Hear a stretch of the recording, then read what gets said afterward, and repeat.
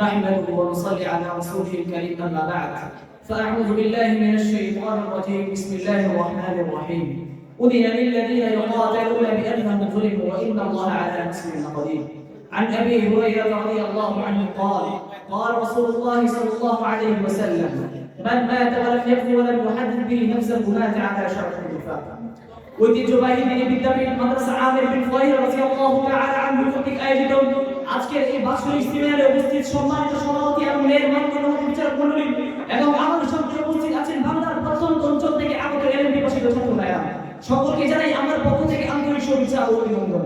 মুহতারাম নাযরিন, আজকে আমার বক্তৃতার বিষয়বস্তু হলো আল জিহাদ। এই বিষয়টি সামনে রেখে কিছু পরিমাণ আলোকপাত করার চেষ্টা করব। ওয়া তাওফীক ইল্লা বিল্লাহ।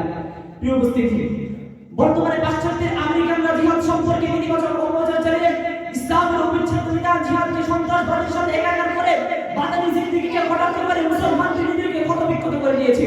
অথচ প্রকৃত জিহাদ হলো খোদার জমিনে খোদার দ্বীনকে কায়েম করার এক অন্যতম হাতিয়ার। প্রিয় উপস্থিতি, মক্কার ইতিহাস সাক্ষী 13 বছর পর্যন্ত মক্কার কাফির বিমান মুশরিকরা নবী করিম সাল্লাল্লাহু আলাইহি ওয়াসাল্লামকে অকথ্য নির্যাতন করেছে এবং তাকে হত্যার চেষ্টা করেছে। কিন্তু উম্মতের নবী দয়ার নবী মায়ের নবী কাফের মার খেয়েছেন এবং উম্মতের জন্য হেদায়েতের দোয়া করেছেন। আল্লাহুম্মা গফির লিকওমি ফাইন্নাহুম লা ইয়ালামুন। হে আল্লাহ, আপনি আমার সম্প্রদায়কে maaf করে দেন, কেন তারা তো জানে না। প্রিয় উপস্থিতি, সাহাবায়ে কেরাম কাফেরদের মার খেয়ে কষ্ট সহ্য করতে না পেরে নবী করিম সাল্লাল্লাহু আলাইহি ওয়াসাল্লামের কাছে এসে প্রতিদিন সুযোগ চাইলেন। কিন্তু উম্মতের নবী দয়ার নবী মায়ের নবী বলে দিলেন, ইন্নী উমিরতু বিল আফwi ফালা তাকাতিলু। আরে আমি তো ক্ষমা করতে আদিষ্ট হয়েছি, সুতরাং প্রতিদিন কোনো সুযোগ নেই।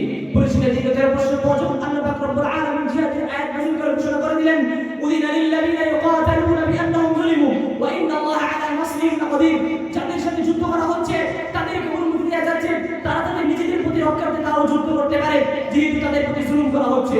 প্রিয় উপস্থিতি, আল্লাহ পাক রব্বুল আলামিন তার হাবিবকে জানিয়ে দিলেন, হে আমার হাবিব, এখন আর কাফের মুশরিকদের বান্দার নির্যাতন সহ্য করার সময় নেই।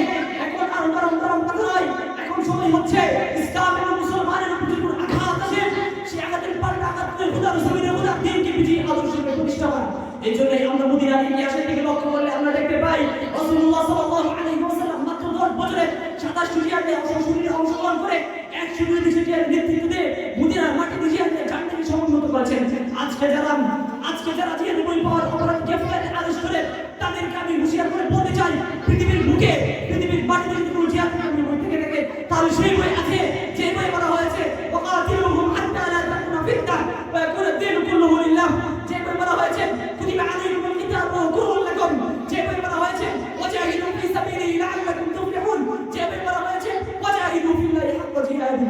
মুহতারাম হাজির, আজকে যারা পাশ্চাত্যের দাবি করে ইসলামের অবিচ্ছেদ্য বিধান জিহাদকে সন্ত্রাসবাদের সাথে একাকার করে ইসলামকে আঘাত করতে চায় তাদেরকে আমি